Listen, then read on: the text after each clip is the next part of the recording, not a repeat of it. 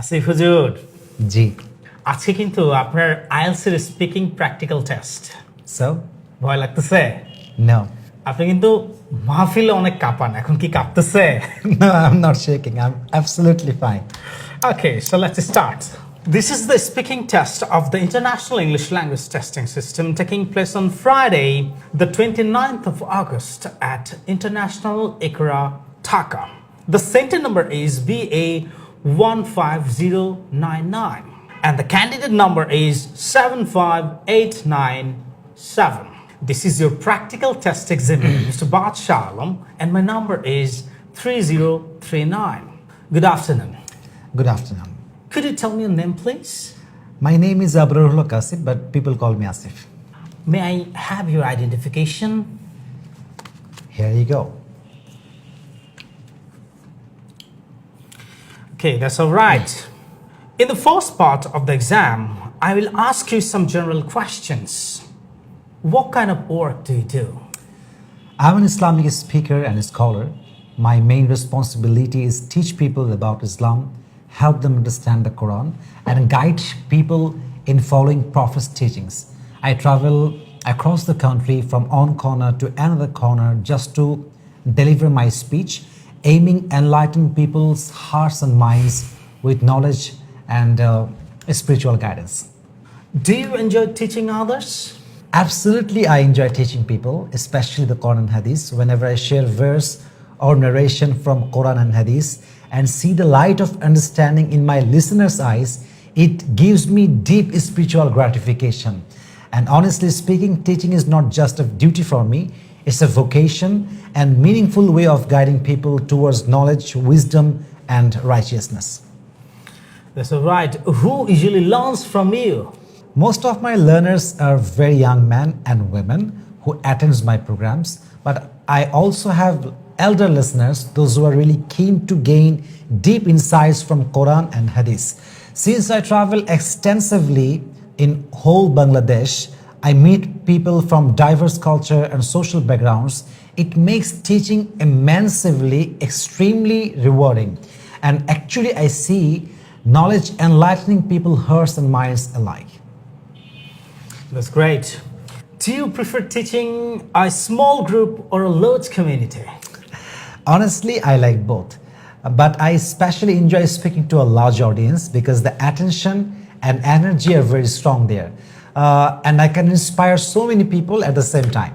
But I still value the small groups because they give me the chance to guide them personally and answer their question very closely.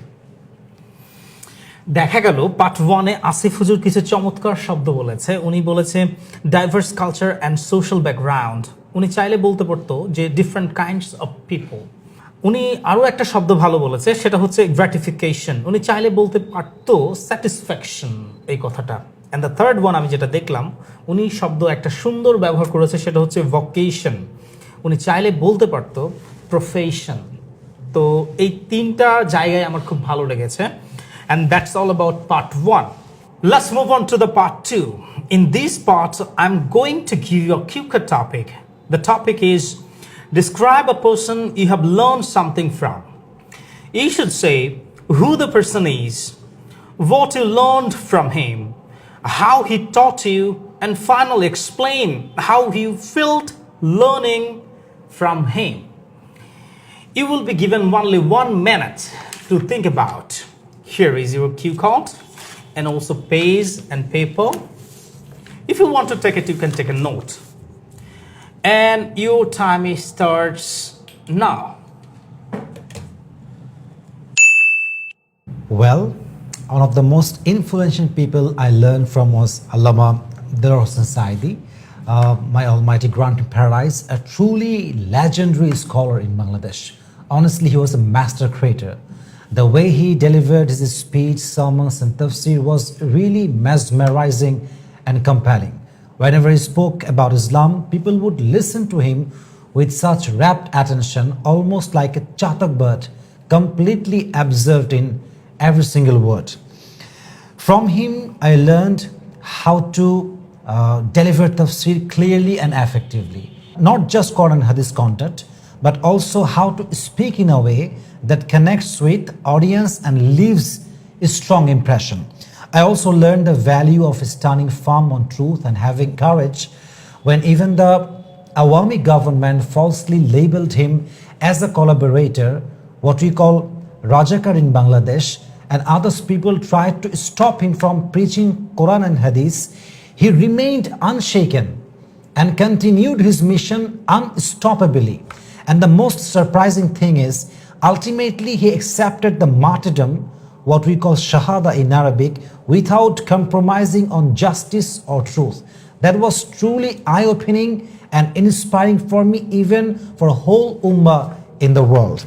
He also taught me the art of public speaking in large gatherings, how to remain clear, passionate, and confident while keeping everyone engaged. He was actually the first person in Bangladesh who introduced Tafsir public season, and now almost everyone who works in Islamic preaching across the country follows his innovative and influential style. Learning from him made me feel so inspired and profoundly motivated, because I realized when knowledge is shared sincerely and skillfully, it can enlighten hearts and minds. Even I truly believe he is a master creator.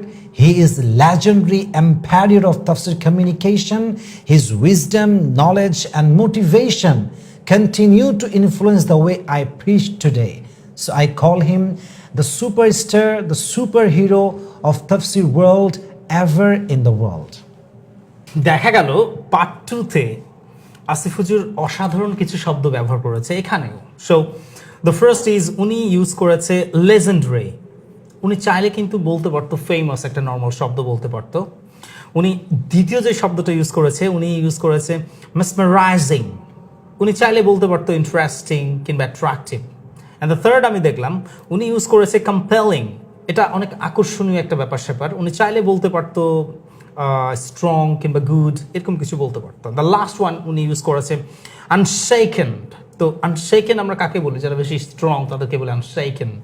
তো উনি strong না বলে উনি বলছে unshaken. So that's all about part 2. Let's move on to the part 3. So we have been talking about a person, you learn something important from him. Now I will ask you some general questions related to the topic. Here we go. Do you think knowledge should always be free for the people? Yes, I do. I truly believe knowledge should be accessible to everyone because it empowers people and encourages lifelong learning.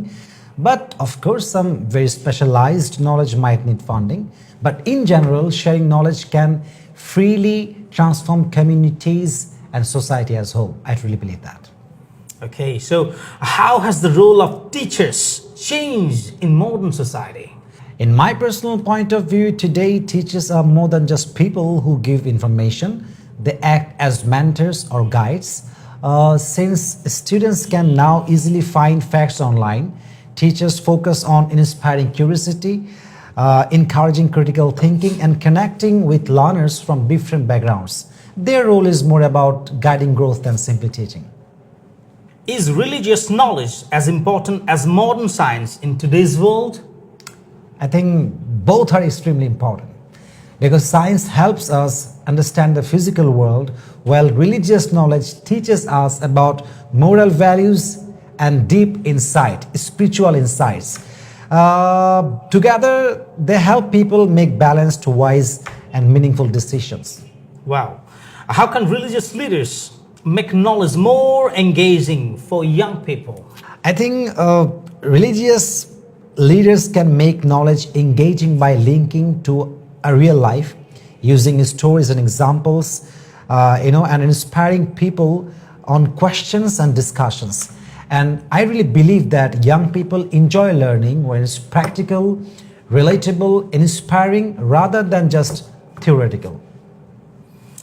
Okay, do you think modern technology is helping or harming learning today?